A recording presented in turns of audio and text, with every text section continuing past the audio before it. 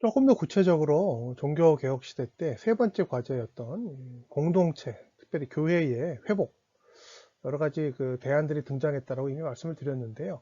도표를 통해서 한번 비교해 보면 조금 더 정확하게 교회의 어떤 개혁을 위해서 어떤 시도를 했는지를 확인해 볼 수 있을 것 같아요.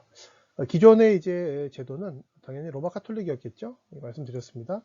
로마 카톨릭의 가장 큰 제도적 특징은 교황 제도입니다. 로마에 있는 주교가 전 세계 교회의 수장이다. 헤드, 머리란 말을 실제로 씁니다. 사제, 위계 체제, 평신도와 사제 계급이 나누어지고요. 사제 계급도 이렇게 피라미드형으로 부제, 사제, 주교 이렇게 계급 구조가 있어요. 그리고 제일 정점에 주교들의 수장, 전 세계 모든 교회의 수장이 로마에 있는 주교다. 이런 주장입니다.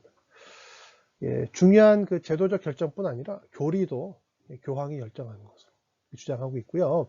500년 전만 그런 게 아니라 지금도 그러고 있습니다. 그 다음에 이제 두 번째 중요한 이제 제도가 국교회파입니다. 국교회파는 이제 영국 국교회를 의미합니다. 영국은 되게 특이한데요. 왕이 헨리 8세라는 왕이에요. 왕이 정치적 필요에 의해서 그냥 이 국가를 로마 카톨릭과 상관없는 개신교 국가라고 선포해 버렸습니다. 1534년에. 이 국교회파 같은 경우는 거의 똑같습니다. 일반 성도하고 성직자 그룹이 나누어져요. 그 성직자 안에도 목회자들 안에도 부제, 사제, 주교란 말을 쓰기 좀 그러니까 영어 단어는 같지만 감독 이렇게 있습니다. 영어는 똑같이 비숍이에요. 이 수장만 바뀝니다. 수장이 누구냐? 왕입니다. 교황이 아니라 영국이라는 국가 안에서는 왕이 영국 전 세계는 아니에요. 전 세계를 주장하지 않습니다. 영국의 교회의 수장은 왕이다. 하나님이 왕을 모든 백성들의 우두머리뿐 아니라 모든 잉글랜드 교회의 우두머리로 세웠다. 이렇게 주장하는 것입니다. 수장이 왕이다. 그래서 1534년에 헨리 8세가 선포한 이 개신교로의 국가 전체의 변화, 이 명령을 수장령이라고 부릅니다. 왕이 머리고 이 교황은 잉글랜드 교회에 신경 꺼라 이겁니다. 의미는 알겠는데 역시 좀 많은 부작용이 생겼겠죠. 부작용 이야기는 좀 이따 하고요. 루터파는 독일을 이제 중심으로 독일 이후에 이제 덴마크, 스웨덴 이런 식으로 확산이 됐는데 루터파 같은 경우는 수장은 왕이나 교황, 루터라고 주장하지는 않습니다. 그러나 기본적으로는 감독 제도를 유지합니다. 엄격하게 나누어진다고 보기 좀 어렵지만서도 그래도 이 안에 이제 성직자 위계 질서 체제는 있어요. 감독이 중요한 역할을 합니다. 어떤 한 교회에 목사님이 필요하다 그러면 감독이 임명해서 보냅니다. 임명. 그리고 교회 안에 여러 가지 문제가 생기면 감독들이 이제 그 문제를 해결합니다. 감독 중에 더 높은 사람이 있고 그러진 않아요. 그래서 루터파의 감독 제도는 감독 협의체가 중요합니다. 감독들의 협의체가 중요합니다. 그리고 질서가 이렇게 잡혀 있습니다. 그러니까 로마 카톨릭이나 국교의 제도와는 차이가 있죠. 수장은 없어요. 수장은 예수님이십니다. 근데 이 목회자들 안에서도 감독들이 중요한 역할을 하게 된다. 이게 감독 제도의 특징입니다. 반대로 이제 제세례파가 추구했던 제도는 회중교회 제도입니다. 회중교회는 각 교회 회중들이 알아서 결정하는 겁니다. 피라미드적 구조는 아니에요. 개교회 안에 그리고 각 한 지역 안에 개개의 교회들이 자율적으로 운영되는 겁니다. 예배를 드릴 때도 그렇고 예배 순서도 그렇고요. 목사님을 새로 모실 때도 그렇고 개교회가 알아서 하는 것입니다. 주로 교인들이 모여서 자기들 마음에 드는 목사님을 선출합니다. 이게 회중교회 제도고요.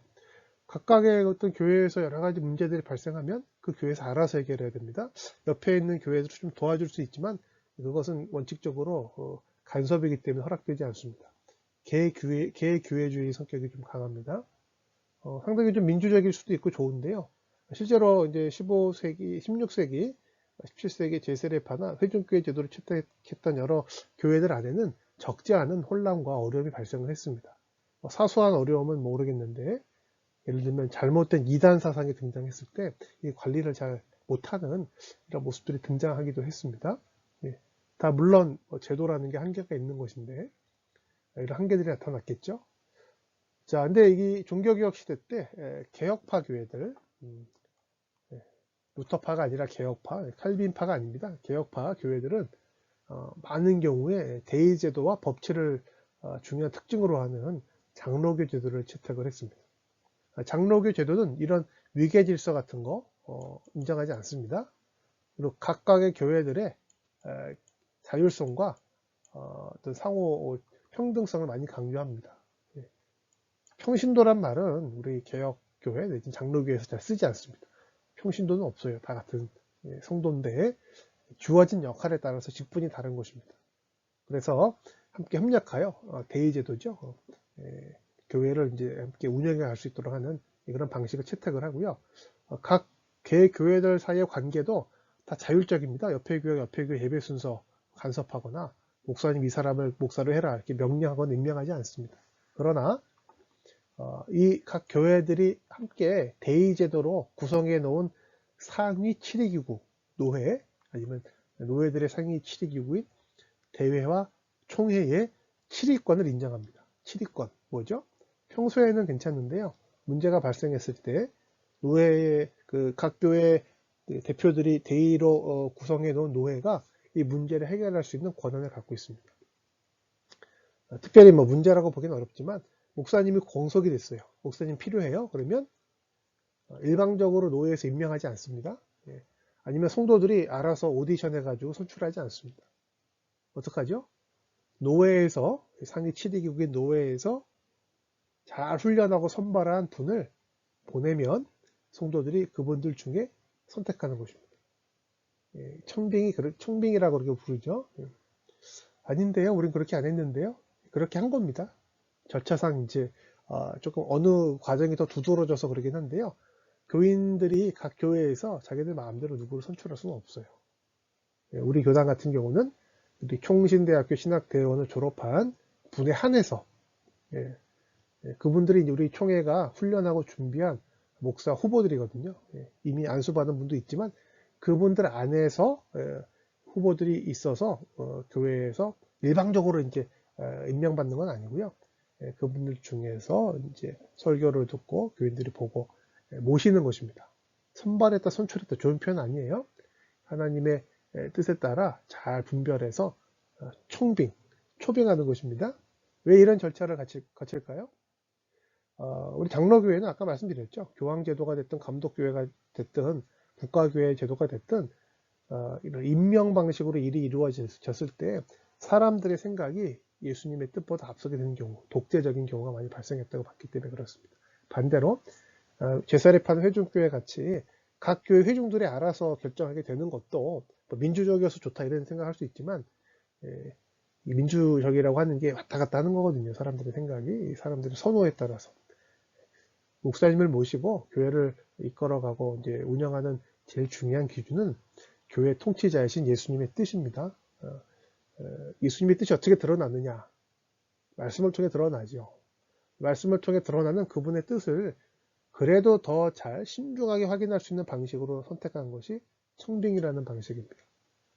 잘 훈련받고 분명한 신앙 고백의 정체성을 확인한 후보자들 중에서 교인들이 기도 많이 하고 목사님이 이런 분이어야 되라고 확인한 다음에 모시도록 하는 것이 청빙의 과정입니다. 청빙 과정뿐 아니라 교회 안의 모든 일들이 예수 그리스도의 주권, 교회의 머리이신 유일한 머리이신 예수 그리스도의 주권이 드러날 수 있도록 하려고 하는 것이 장로교 제도의 중요한 제도적 정체성, 신앙 고백적 목표입니다. 이 부분을 잘 기억하신다면 오늘 12신조뿐 아니라 장로교회의 어떤 중요한 내용들을 다 이해했다고 보실 수가 있어요. 자, 뭐죠? 교회의 주인은 누굽니까? 예수 그리스도이십니다. 교회의 머리는 누구이십니까? 오직 예수 그리스도이십니다. 사실은요, 교황제도가 됐던 그 잉글랜드의 국교회가 됐던 지금 성공이죠. 다 예수님을 머리라고 이야기해요. 예수님이 주인이라고 다 이야기합니다. 그렇게 말 안 하는 교회는 없어요. 뭐가 문제냐면 말로만 예수님이 주인이냐, 실제로 주인이냐 이 문제입니다. 말로만 예수님이 머리이냐, 나도 중간에 머리이냐 이 문제입니다. 누가 머리시라고요? 누가 주인이시라고요? 예수님만 교회의 주인이고 머리셔야 된다라고 하는 신앙 고백 때문에 우리 장로교회가 있는 것입니다. 대의제도, 또 법에 의한 통치, 이건 이제 오늘날의 민주공화국하고 닮은 점이 많이 있지만 분명한 차이가 있는 것입니다. 서로 좀 자신들의 권한과 자신들의 뜻을 포기하는 거예요.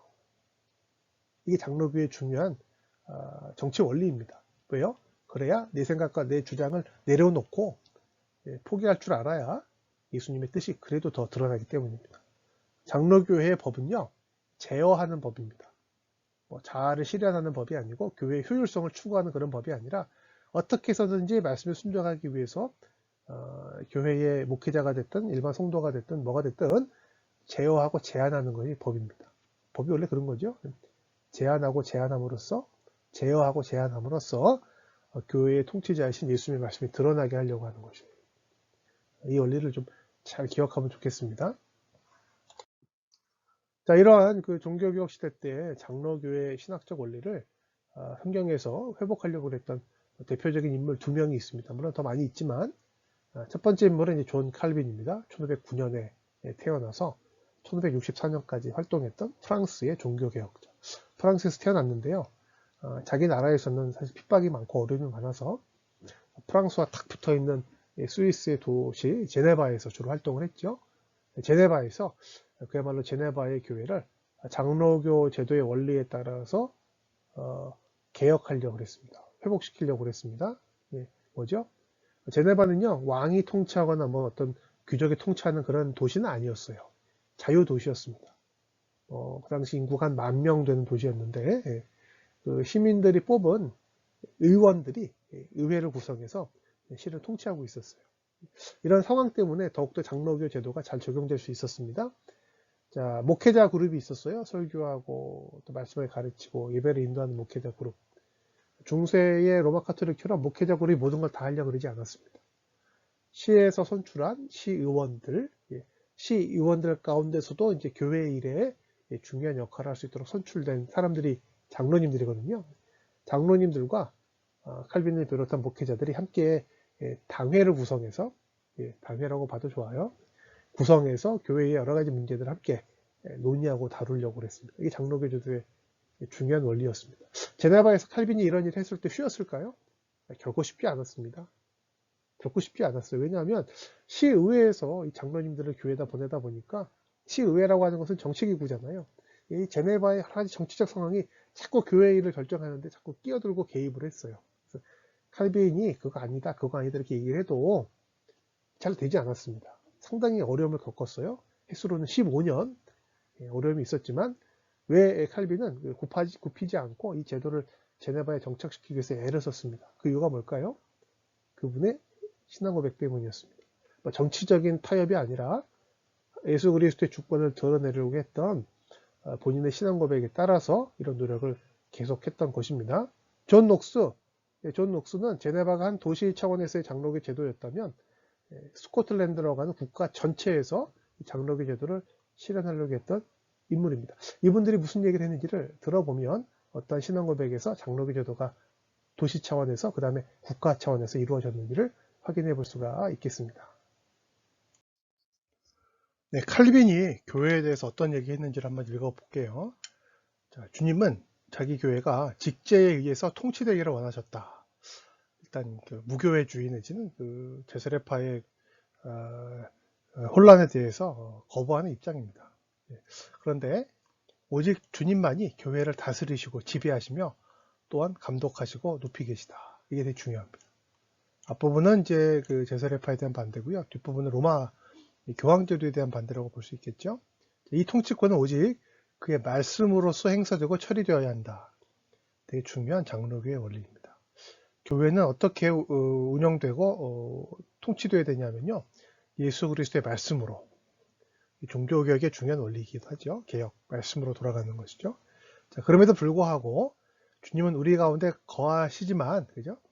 가시적 현존을 드러내지 아니하시므로 자기의 뜻을 우리 앞에 입으로 공공연하게 공식적으로 선언하시기 위하여 사람들의 사역을 사용하시기를 원하신다 이거예요. 이게 되게 중요합니다. 마치 대리인에게 일을 시키듯이 하신다. 마치. 실제로 대리인은 사실 아닙니다. 그리고 중요한 건 주어가 예수님이 하신다는 게 중요합니다. 그들에게 자기의 그 대리자라고 하는 목회자들이겠죠. 목회자뿐 아니라 장로님, 집사님도 해당됩니다. 자기의 권리와 영예를 양도하시진 않아요. 마치 기술자가 도구를 사용해서 일을 하듯이 단지 그들의 입을 통하여 자기의 일을 행하시는 것뿐이다. 이게 중요합니다. 네. 로마 교황이나 그 감독 제도는 좀 지나치게 나간 거예요. 우리가 대리자가 되었으니 우리가 좀 얘기 좀 하자. 아니라는 겁니다. 그리고 그런 게 어딨냐. 다 각자가 우리가 알아서 다 예수님 말씀 들을 거야. 이것도 아니라는 것입니다.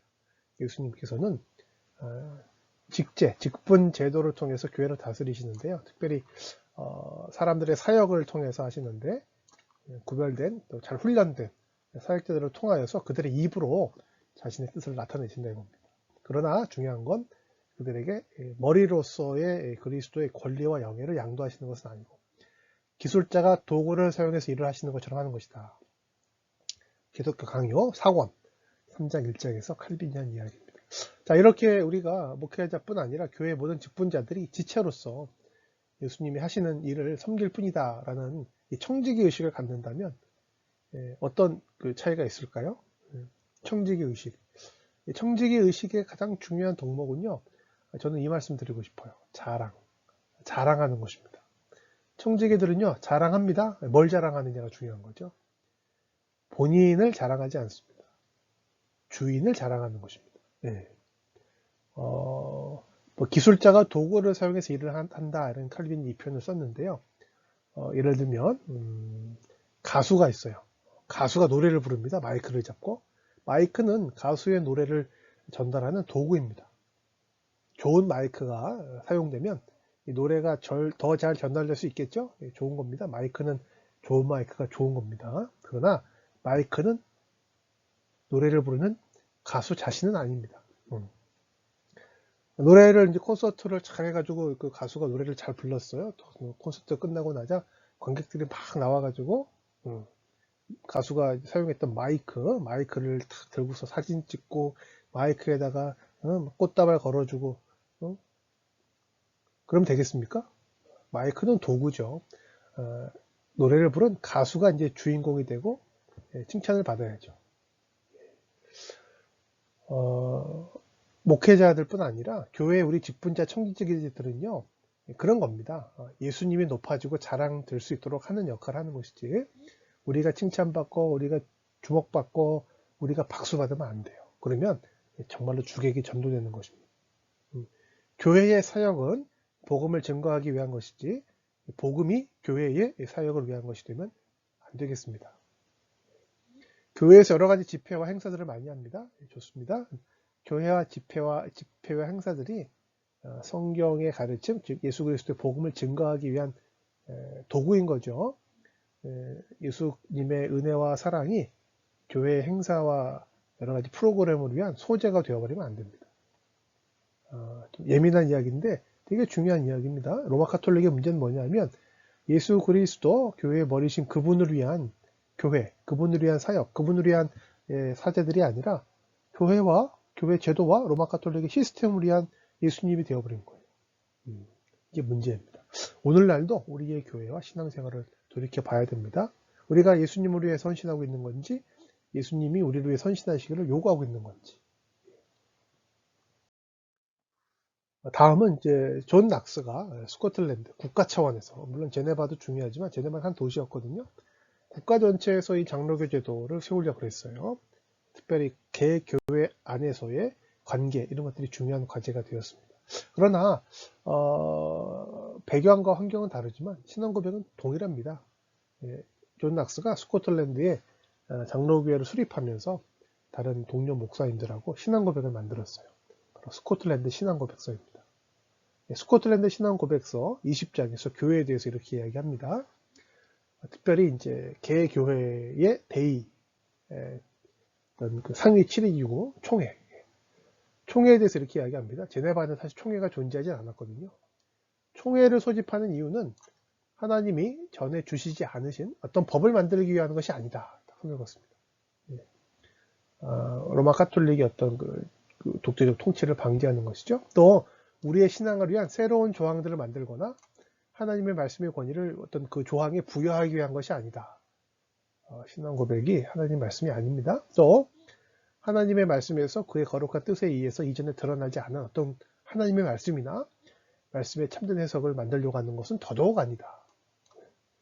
자, 그럼 뭐냐? 회의들의 목적, 당회가 됐든 노회가 됐든 총회가 됐든 적어도 회의가 어떤 그런 교회적인 모임이라는 이름을 얻을 만한 이유는 한편으로 그들의 수에 따라 오류를 범할 수 없던 어떤 의견이나 특권에 의해서가 아니고 로마 카톨릭의 주장입니다. 우리는 로마 카톨릭이기 때문에 오류가 없다, 이런 교황이기 때문에 실수가 없다, 이런 이상한 얘기를 하거든요. 그게 아니고 하나님의 기록된 말씀에 따라서 이단들을 반박하고 그들의 믿음의 공적 고백을 후세들에게 전하기 위한 것이다. 총회와 노회의 기본적인 목표는요, 이단들을 반박하는 거고요. 두 번째는 신앙 고백을 후대에 전달하는 것입니다. 신앙 고백을 제정하고 후대에 전달하는 것이 개교회 차원에서도 있지만 우리 장로교회는 개교회가 아니라 상위 7위기구의 노회, 특별히 노회들의 상위 7위기구의 총회의 역할이라고 규정해 놓았습니다. 이것이 총회의 1차적인 목적이다. 둘째 목적은 뭐냐면 하나님의 집으로서 교회가요, 모든 일이 품위 있고 질서 있게 이루어져야 될 교회 안에서 선한 정책과 질서가 제정되고 준수되는 것이다. 사실 세 번째인데요. 선한 정책과 질서가 체계적이고 일관성 있게 제정되고 수행될 수 있도록 하는 것이 노회와 총회의 목적입니다. 상위 7위기구의 어떤 역할을 이제 강조하는 것입니다. 스코틀랜드 신앙고백 20장에서 존 낙스가 이런 취지 가운데 장로교회를 스코틀랜드 전체에 적용하고 수립을 했습니다. 네, 칼빈이 제네바에서 시도하고 존 낙스가 칼빈의 어떤 영향을 받아서 스코틀랜드에서 전국 차원에서 시도했던 장로교회는 여러 국가와 또 지역에서 또 확산이 되었습니다. 근데 가장 이제 결정적인 장로교회의 정체성을 놓게 된 사건은 웨스트민스터 회의라고 말씀드릴 수가 있을 것 같아요. 칼빈이 1530년대 제네바에서 사역을 시작했고요. 존 낙스가 스코틀랜드에서 장로교회를 시작한 것이 1560년. 그러니까 그 이후로부터 80년 이상이 흐른 다음에 웨스트민스터에서 회의가 열리게 됩니다. 회의가 열린 것은 1543년인데요. 이 회의에서 중요한 문서들이 결정된 것이 이제 1547년, 48년입니다. 자, 이 회의는요, 사실 교회의 총회, 노회 이런 것은 아니었습니다. 영국은 그 당시에 전쟁 중이었어요. 왕이 교회와 국가의 통치자다라고 주장하는 왕당파. 아니다. 백성들이 뽑은 의회가 그 국가와 교회의 주인이다라고 주장하는 의회파. 치열하게 갈등을 하다 결국 전쟁이 터졌는데요. 이런 전쟁의 와중에 의회를 장악했던 의회파가 목사님들을 불렀습니다. 목사님들에게 요청했어요. 자, 우리는 더 이상 국교회 안 할 건데, 헨리 8세가 시작했던 국교회. 그러면 이제 앞으로 잉글랜드 어떤 그 교회를 세워야 되겠습니까? 물어본 거예요. 영국 내전 중에 의회의 요청으로 목사님들이 모여서 열린 회의가 웨스트민스터 회의입니다. 좀 특이하죠? 예. 자, 이 회의가 이제 제일 다뤄야 될 중요한 과제는 헨리 8세 때부터 시작했던 영국 국교회를 대체하는 새로운 교회 제도를 확립하는 거였어요. 논의를 할 때 물론 이제 국교회파는 오지를 못했고 장로교주의자들, 장로교파, 그 다음에 독립파, 회중교회를 원하시는 분들, 그 다음에 그래도 국가가 중요한 역할을 해야 되지 않겠느냐라고 생각하는 에라스투스파, 왕이 이제 머리는 아니지만 세 그룹이 이제 토론을 했습니다. 근데 대부분의 이제 입장은 장로교파 수가 많았고요. 장로교파의 입장을 따라가게 됩니다. 자, 회의는 1543년부터 시작해서 49년까지 계속이 됩니다. 많은 토론이 있었어요. 토론은 막 서로 싸우고 그런 건 아닙니다. 되게 건전한 점잖은 신학적 토론이었습니다. 특별히 각 어떤 그 조항들을 결정할 때 이 내용이 성경적으로 부합한 것이냐 아니냐를 놓고 성경 해석 이런 그 토론을 많이 했습니다. 그 결과로 이제 1548년에 우리가 알고 있는 웨스트민스터 신앙 고백이 등장합니다. 이 웨스트민스터 신앙 고백은 칼빈과 존 낙스를 거쳐서 진행됐던 종교개혁, 그 다음에 이제 계속해서 여러 지역에서 등장했던 신앙 고백들을 총망라한 신앙 고백이라고 볼 수가 있습니다. 가장 완성도가 높은 신앙 고백서고요. 또 신앙고백서는 이제 어떤 선언적인 문서거든요. 그래서 이 내용을 좀 설명하기 위해서 나온 것이 대교리문답과 소교리문답입니다. 예. 소요리문답, 대요리문답 이렇게 번역을 하는데, 자, 이 신앙고백의 내용을 설명하려다 보니까 중요한 건 설명이잖아요. 그래서 어떤 방식으로 하면 좋을까 하다가 당시에 널리 사용되고 있던 문답식의 방법을 선택한 것입니다. 묻고 답하고 묻고 답하고. 대교리문답은요 좀 길어요. 좀 교리적인 내용을 상세하게 묻고 답하는 식으로 설명하고 있습니다. 길다 보니까 교회에서 실제로 사용할 때는 좀 이렇게 무겁거든요. 내용도 많고. 그래서 아이들에게 또 초신자들에게 설명하기 좋은 좀 간략하지만 좀 뭐라 그러죠? 선명한 그런 문서로 이제 작성된 것이 소교리문답입니다. 현재 대교리문답하고 소교리문답은 우리 교단의 중요한 표준 문서로 되어 있습니다. 반드시 우리가 교회에서 직분을 맡고 또 사역하기 위해서는 숙지해야 될 문서, 이게 표준 문서거든요. 그리고 이 내용에 동의를 해야 우리 교단에서 직분을 맡을 수가 있습니다. 장로님, 목사님, 대소교리문답에 동의를 해야 돼요. 동의하려면 어떻게 되죠? 내용을 확인해야 되겠죠? 필수적인 것입니다. 웨스트민스터 회의와 이 문서들은 이 장로교회가 상당히 제도적인 교회이기에 앞서서 신앙고백적인 교회인 것을 대변합니다. 신앙고백을 먼저 정하고 이런 고백이 있기 때문에 교회를 이렇게 운영해 가겠다라고 하는 장로교회의 특징이 드러나게 되는 것입니다. 그냥 사람들이 좋아하니까 한다. 그냥 이게 이 시대에 적합하니까 한다. 이렇게 생각하지 않습니다. 그러니까 심각하게 아주 진지한 성경 해석 토론을 했다 그랬잖아요. 성경에서 가르치는 바가 무엇인가에 대한 내용, 이게 신앙고백이거든요. 이런 신앙고백, 한 사람이 정하는 것이 아니라 함께 모여서 긴 시간 공동체가 합의한 이 신앙고백 때문에 우리가 교회를 이렇게 세워가야 되겠다. 이게 장로교의 특징입니다. 조금 지루할 수도 있고요. 조금 어려울 수도 있지만 이것이 이제 장로교회의 중요한 방법이고 특징입니다. 신앙고백 위에 교회를 세워나가겠다. 이것이 이제 가장 성공적으로 또 가장 포괄적으로 또 종합적으로 잘 이루어졌던 경우가 웨스트민스터 회의와 여기서 결정된 표준 문서들입니다. 왼쪽이 웨스트민스터 회의 장면을 그려놓은 그림입니다. 모든 회의를 다 이렇게 모여서 한 건 아니에요. 이렇게 하면 회의가 안 되겠죠. 일단 개회식을 할 때 이렇게 했어요. 그래서 120명 정도의 잉글랜드의 목회자들, 그 다음에 의원들도 좀 오셨고 개회식을 하고요. 그 다음에 이제 각 조항에 대해서 결정을 해야 되니까 이제 분과를 나누어서 수천 번의 이제 회의들이 열리게 됩니다. 그리고 회의에서 결정된 내용들을 가지고 오면 이 총회에서 전체 모임에서 통과가 되고, 통과가 되면 이제 의회에 보고를 해서 또 의원들의 통과를 받고, 왜냐면 이게 이제 전쟁 중이긴 했지만 잉글랜드 국가 전체의 교회 제도가 되는 거니까요. 이런 절차를 거쳐서 표준 문서들이 만들어지게 되었습니다. 그러니까 많은 사람들이 모여서 협업하는 것입니다. 자, 오른쪽이 그래서 이제 출판된 웨스트민스터 신앙고백과 그 신앙고백에 관련된 이제 문서가 되겠습니다. 전국에 이제 전달이 돼서 잉글랜드의 새로운 교회의 신앙고백, 또 규정으로 활용이 되려고 했는데요. 결론적으로 이야기하면 잘 안 됐습니다. 잘 안 됐어요. 전쟁하고 있었다 그랬죠. 전쟁에서 의회가 이겼습니다. 의회가 이겼는데요. 승리한 의회의 권력을 장악한 분이 장로교를 별로 안 좋아했어요. 올리버 크로멜이라는 분인데, 올리버 크로멜은 소위 독립파, 회중교회 제도를 좋아하는 분이었습니다. 웨스트민스터 신앙고백은 장로교회 제도를 채택을 했거든요. 그러니까 노회도 있고 총회도 있고. 회중교회를 주장했던 크로멜은 그걸 좋아하지 않았어요.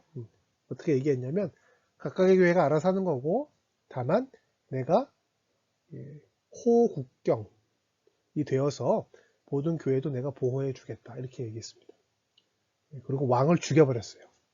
올리버 크로멜이 왕 찰스 1세를 처형했습니다. 그리고 공화국을 만들었는데 이 공화국의 통수권자가 자기다, 이렇게 얘기하면서 재밌는 건 이제 로드 프로텍터, 국가도 자기가 관리해주고 교회도 관리해주겠다, 뭐 이렇게 주장했습니다. 좀 아쉽죠. 그래서 하여간 청교도 전쟁, 영국 내전의 결과로 장로교회가 잉글랜드 교회가 되지는 않고요. 대신 이제 스코틀랜드가 이 회의에 이제 대표자들을 보냈었는데요.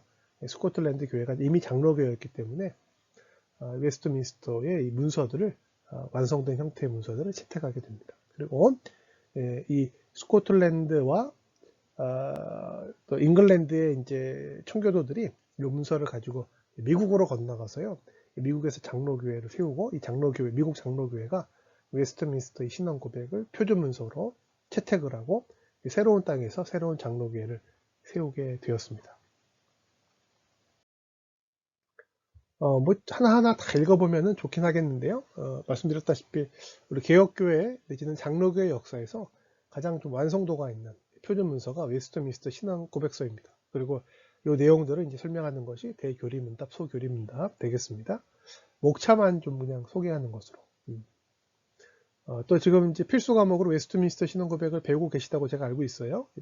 열심히 잘 배우셔서 물론 이제 예전에 400년 전에 다른 나라에서 또 어려운 상황 속에서 만들어진 것이긴 하지만 이후에 많은 이제 장로교회 신앙 고백들이 웨스트민스터 신앙 고백의 기초를 두고 있거든요. 33장으로 되어 있고요. 처음에 나왔을 때 중요한 내용들을 조직 신학의 일반적인 주제 순서에 따라서 배치를 해 놓았습니다. 뭐 1장은 이제 성경에 대한 것이고 그 다음부터 이제 신론, 뭐 인간론 이렇게 쭉 나갑니다. 제가 말씀드리고 싶은 건 뭐냐면요. 웨스트민스터 신앙 고백에서 가장 많은 내용을 차지하는 것이 장으로 볼 때 교회와 관련된 것입니다. 그죠? 여기서부터 교회가 25장이니까 쭉 해가지고 교회, 성도의 교제, 성례전은 예배 문제인데 세례 이런 것들 보면 교회의 치리, 노회와 총회 여기까지 교회에 대한 이야기를 가장 많이 다루고 있다는 거 염두에 둘 필요가 있겠습니다.